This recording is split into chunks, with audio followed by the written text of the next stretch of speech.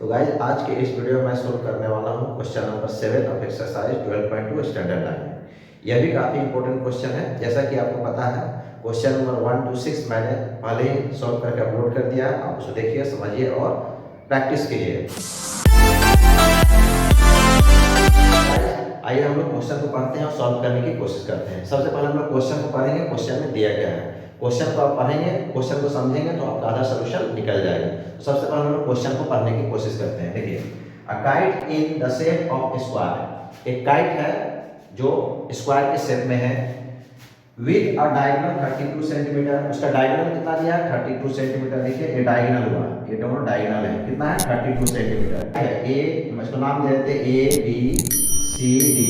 ये देखिए A B C D एक काइट है। इसका डायगोनल देखो दिया है 32 सेंटीमीटर 32 सेंटीमीटर, यानी स्क्वायर के शेप में काइट है, पता ही है। तो काइट स्क्वायर के शेप में है तो स्क्वायर के दो डायगोनल होते हैं। मान लीजिए एक डायगोनल एसी है और दूसरा डायगोनल बीडी है। दोनों का मेजरमेंट कितना दिया है? 32 सेंटीमीटर 32 सेंटीमीटर। तो अकॉर्डिंग टू क्वेश्चन देखिए, a kite in the shape of square A B C D, एक स्क्वायर के शेप में काइट है विद द डायगोनल। डायगोनल कितना दिया है? 32 सेंटीमीटर। देखिए डायगोनल कितना है? बीडी और एसी दो डायगोनल है। कितना कितना सेंटीमीटर है? दोनों कितना है? 32 सेंटीमीटर ईच है। And isosceles triangle of the base 8 centimetre and sides 6 centimetre each. और एक तीसरा जो शेप है वो आइसोसेलेस ट्रायंगल। आइसोसेलेस ट्रायंगल जिसका टू साइड्स इक्वल होते हैं। तो ये आइसोसेलेस ट्रायंगल है। इसका बेस देखिए, नीचे वाले को बेस बोलेंगे। Base is the 8 centimetre and other two side is 6 centimetre each. तो यहाँ देखिए बेस कितना है? 8 centimetre, other two side is 6 centimetre. तो यहाँ देखिए क्वेश्चन के अनुसार दिया हुआ है base 8 centimetre and sides 6 centimetre each. देखिए side two sides 6 centimetre each and base is the 8 centimetre. ठीक है, फिर से क्वेश्चन समझिए।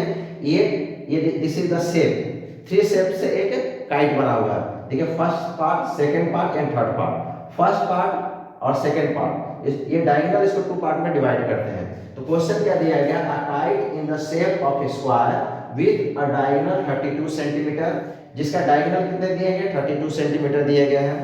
और एक isosceles triangle of the base 8 centimetre and side 6 centimetre each to be made of the three different sets.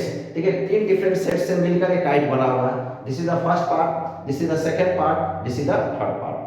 तो first part and second part a diagonal क्या करते हैं? इसको दो भाग में इक्वली डिवाइड करते हैं। And third part is the base is the 8 centimetre and other two side is 6 centimetre. This is the isosceles triangle according to question. यहां पे क्वेश्चन समझ में आ गया।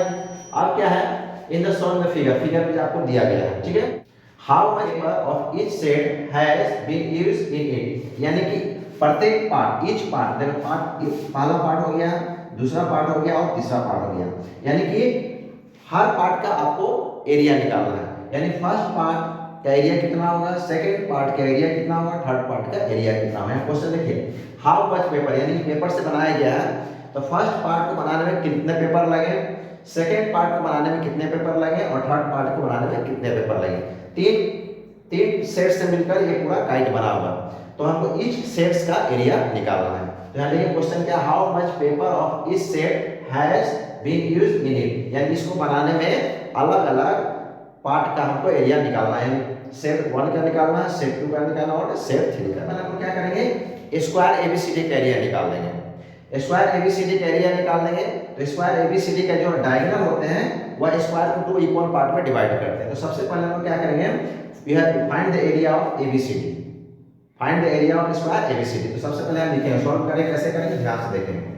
तो यहाँ लिखेंगे the kite is in the shape of square shape में है। This is a diagonal. इस एक को हम लोग D1 डायगोनल मान लेंगे, एक को हम लोग D2 डायगोनल मान लेंगे। तो यहाँ पर डायगोनल कितना दिया? डायगोनल D1 को मान लिया 32 सेंटीमीटर और दूसरा डायगोनल को ये कितना है? ये भी 32 सेंटीमीटर। दो डायगोनल है, दोनों क्या इक्वल डायगोनल है, क्योंकि स्क्वायर का जो डायगोनल होता है वो इक्वल होता है। ठीक है, इसको याद रखेंगे। तो अभी यहाँ लिखेंगे एरिया ऑफ स्क्वायर। एक फार्मूला होता है 1/2 D1 into D2, ये फार्मूला होता है। तो क्या करेंगे? 1/2 D1 कितना हो गया? 32 सेंटीमीटर एंड 32 सेंटीमीटर। इसको हम लोग डिवाइड करेंगे, 16 हो गया, करेंगे 12 सेंटीमीटर एरिया निकला। अब हमने क्वेश्चन में क्या बताया कि डायगोनल जो होते हैं स्क्वायर को टू इक्वल पार्ट में डिवाइड, कि set 1 area of the set 1 and area of the set 2 दोनों क्या इक्वल होगा। BD is the diagonal, BD is the diagonal, तो we know diagonal of the square divided into two equal parts of the square, तो so area of the set 1 and area of the set 2 both are the equal.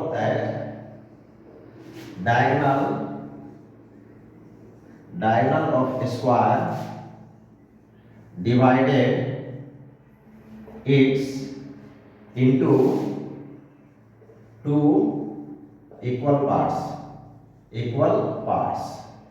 So area of set 1 equal to area of set 2। ठीक है, diagonal क्या करते हैं, square को two equal parts में divide करते हैं, तो यानी एरिया ऑफ द सेट 1 पहला पार्ट और area of the set 2 second part दोनों क्या होगा, इक्वल होगा। ठीक है, सो यहां लिखेंगे total area of paper that is required to इस set is divided 512 divided by 2 that is 256।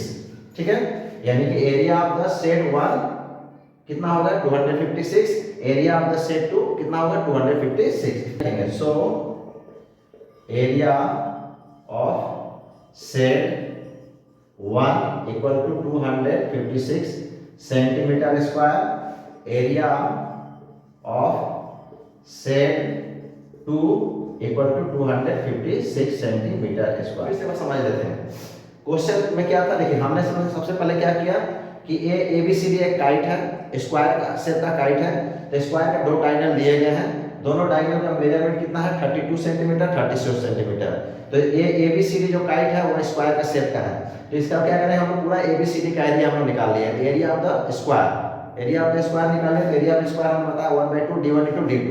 अब क्या है वी नो दैट डायगोनल लिख दें, लेकिन we know that diagonal of the square, square जो डायगोनल होते हैं वह है स्क्वायर को टू इक्वल पार्ट्स में डिवाइड करते हैं, तो ABCD का एरिया कितना निकला 500 कितना निकला 512 सेंटीमीटर स्क्वायर, तो यानी कि डायगोनल क्या करता है टू इक्वल पार्ट्स में डिवाइड करता है, इसको क्या करें हमने क्या लिखे, so the total area of the paper that is required, पहला सेट और दूसरा सेट दोनों क्या होगा इक्वल होगा, यानी 512 को 2 से डिवाइड कर दिया तो कितना निकला 256, so the area of the set 1 के कितना निकलेगा 256 and area of the set 2 कितना निकला 256।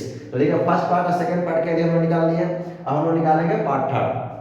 तो पार्ट थर्ड जो है वो कैसा है आइसोसेलेस ट्रायंगल है, तो आइसोसेलेस ट्रायंगल का कोई ऐसा पर्टिकुलर फार्मूला होता नहीं, इसका हम लोग एरिया हीरोस का फार्मूला से निकालेंगे। ठीक है, यहां पे समझ में आ गया, for the set 3 for the set 3 it is in the shape of isosceles triangle, isosceles triangle. So यहां लिख देंगे a इक्वल टू, एक को a मान लेंगे, एक को b मान लेंगे, एक को c मान लेंगे, a equal to 6 centimetre, b equal to 6 centimetre and c equal to 8 centimetre. इसमें किसी को भी ABCD हम लोग मान सकते हैं। इसका हम लोग एरिया हीरोस का फार्मूला से निकालें, तो हीरोस का फार्मूला में सबसे पहले क्या करते हैं s निकालते हैं, सेमी पेरीमीटर निकालते हैं, तो s इक्वल टू क्या होगा a plus b plus c by 2, देखिए 6 प्लस 8 डिवाइडेड बाय 2, तीनों को ऐड करेंगे कितना हो जाएगा 2, कितना निकलेगा 10 सेंटीमीटर, 10 सेंटीमीटर निकलेगा। अब यहाँ लिखेंगे एरिया ऑफ सेट थर्ड, तो क्या सेट का फार्मूला क्या होगा, हीरोस का फार्मूला लगाएंगे s into s minus a, s minus b और s minus c। ठीक है, हीरोस का फार्मूला हम लोग सबसे पहले सेमी पेरीमीटर निकालते हैं, उसके बाद हम लोग इस फार्मूला का यूज करते हैं। तो देखिए s का वैल्यू कितना निकाला हम लोग, s का वैल्यू कितना निकला 10 निकला, और a b c का वैल्यू दिया है इसको पुट कर देंगे। ठीक है, यहां पे समझ में आपको आ गया। तो s का वैल्यू कितना निकाला है, देखिए s का वैल्यू कितना निकला है, s का वैल्यू 10 है, यहाँ s का वैल्यू कितना है 10 पुट करेंगे ब्रैकेट में, देखिए s माइनस a यानी कि 10 माइनस a, देखिए a कितना माने हैं 6, फिर यहाँ पर देखिए s माइनस b यानी कि 10 माइनस फिर 6, b का वैल्यू 6 है, फिर s माइनस c कितना है 8 है, यहाँ लिखेंगे 10 माइनस 8। यहाँ तक समझ में आ गया। अब हम लोग क्या करेंगे, देखिए ध्यान से 10 इसको सब्ट्रैक्ट करेंगे कितना 4 into 2, अब इसको हम लोग फैक्टर करेंगे, इसको स्क्वायर रूट से बाहर निकालना है। स्क्वायर रूट से बाहर निकालने के लिए हम लोग क्या करते हैं, इसका फैक्टर करते हैं, फैक्टर करके हम लोग पेयर करते हैं, पेयर करके हम लोग इसको बाहर निकालते हैं। तो देखिए 10 को हम लोग क्या लिख सकते हैं, 5 × 2 लिख सकते हैं। 4 को देखिए 4 ऑलरेडी पेयर में है, इसको रहने दीजिए 4 × 4 और ये 2 हो गया। ठीक है, अब यहाँ देखिए इसका पेयर है, ये नंबर का पेयर है, इसका पेयर नहीं है। तो जो नंबर का पेयर है उसको हम एक बार लिखेंगे। देखिए 2 टाइम्स है, एक बार लिखेंगे स्क्वायर रूट से बाहर आ जाएगा। ये 4 को 2 टाइम्स है, एक बार लिखेंगे स्क्वायर रूट से बाहर आ जाएगा। ये इसका पेयर नहीं है, ये रूट के अंदर रहेगा। तो कितना हो जाएगा कि 8 × √5। अब देखिए 5 का वैल्यू √5 का वैल्यू याद रखिए, इसका होता है 2.336, इसको याद रखना पड़ेगा। यहाँ वैल्यू पुट कर देंगे 8 × 2.336, ये अप्रोक्सीमेट में निकलेगा। इसको मल्टीप्लाई करेंगे 17.92 सेंटीमीटर स्क्वायर अप्रोक्स, माने लगभग, पूरा नहीं होगा क्योंकि इसका जो वैल्यू निकलता है वो पूरा नहीं होगा। डॉट डॉट मतलब इस तरह का वो आते रहेगा, यानी पूरा एक्चुअल इसका वैल्यू नहीं निकलता है। इसका वैल्यू क्या पुट कर देंगे और इसको मल्टीप्लाई करें तो कितना आएगा 17.92। तो देखिए यहाँ पर पहला का वैल्यू कितना निकला, ये इसका निकला है 256 सेंटीमीटर, इसका कितना निकला, इसका निकला 256 सेंटीमीटर स्क्वायर और इसका निकला 17.92 सेंटीमीटर स्क्वायर। तो area of the each part, तो देखिए पहला पार्ट का एरिया निकल गया, दूसरा पार्ट का भी एरिया निकल गया और तीसरा पार्ट का भी एरिया निकल गया। इस प्रकार से इस क्वेश्चन को हम सॉल्व करने की कोशिश करेंगे। तो बच्चों इसको बार बार प्रैक्टिस कीजिए, समझिए, आपको आसानी होगी।